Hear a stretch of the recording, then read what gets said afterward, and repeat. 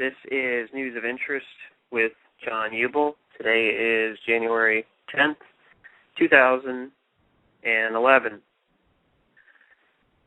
Now, before I jump into the news, I'm going to go ahead and mention my YouTube channel, which is suncoastnews.net.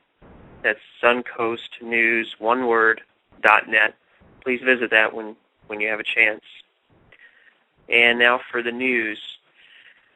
There was a story that I read earlier. I actually found it on Drudge's site, and the title of it is India and Iran Mull Over Gold for Oil Agreement.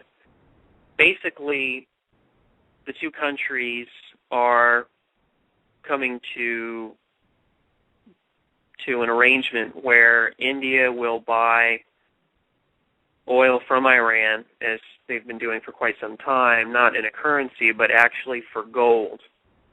And this is something that the two countries have been trying to work on for the last few months, and they're trying to actually finalize this deal. And one of the reasons that they're doing this is they want to cut out using dollars for the transaction, or the petrodollar, the U.S. dollar. So if this actually goes through, it's just going to be one more big blow to the dollar, because it will decrease demand and the usage of the dollar, which will thus decrease its value. So that's something that we should definitely be following, because this isn't the first significant development where the petrodollar is being shunned or being countries trying to get away from it. A few weeks ago, there was an announcement by China and Russia that they were going to work out all bilateral trade deals, or their bilateral deals in oil with their own currencies. They were going to create some kind of basket between the two currencies so that way they could get around from using the dollar. This doesn't bode well for the U.S. dollar, because it seems that this trend is just going to continue, and in turn it's going to decrease the dollar's attractiveness, which will decrease its value. And I think that in the future we're going to be seeing a lot more of this bartering types of agreements where countries aren't necessarily going to be using even other currencies. They're going to be trading back and forth.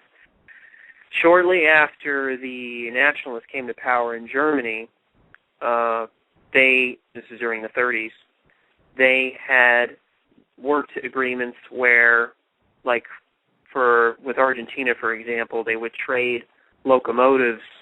Germany would trade locomotives to Argentina, and Argentina would send Germany cattle or beef or any kind of item. And they would do this to cut out the use of any type of paper or fiat currency.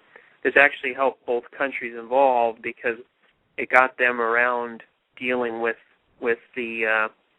currencies, and it made the transactions much easier to do in many cases. So I imagine that we'll be seeing a greater trend towards that in the future.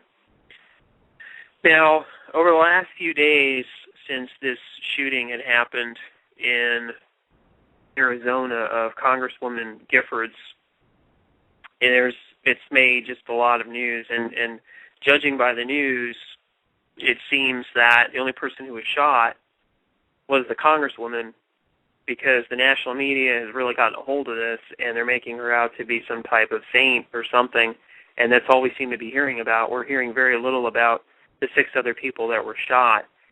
Now, there is a interesting article on the Wall Street Journal's, or no, it's the Washington Post website, and I'm going to post the link on my YouTube info box about it, or to it. And the title of it is Federal Employees Killed in Giffords Shooting Reflect Alarming Trend of Violence. Now, about a week and a half ago, I spoke about the political violence in Greece and how it just keeps gaining more momentum there. And I said that it's very likely, almost a certainty, that we were going to see that continue there, and that we were going to see similar acts of violence or political violence here in the United States. And that's really what this is. It's political violence. It's not any kind of, like, how can I put it? random act. I mean, some of this stuff, at least by this gentleman, even though he was deranged, it was calculated, and he had a plan to go out and do what he did. He posted it on his MySpace page and even on some other sites from what I've seen in the media based on the reports.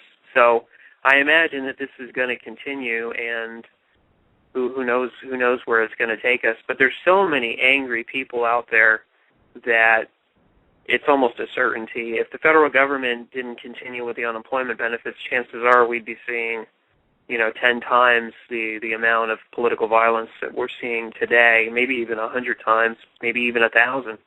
But it's something the federal government is very afraid of, and they're trying to just maintain the status quo for as long as they can until the whole thing collapses. So suffice it to say, we're going to be in for some pretty interesting times.